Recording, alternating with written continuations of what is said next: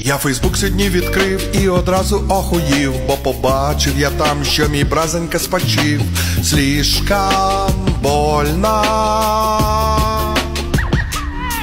Я не можу говорить, я не можу щось писать, мушу я про свого брата заспівать. Слишком больно. Ми з тобою, браток, разом грали рок, і ти не разу не сказав, що ти зірок.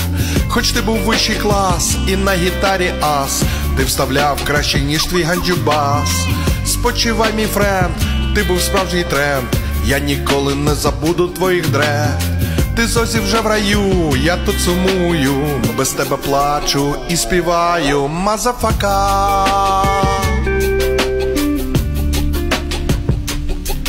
Motherfucker.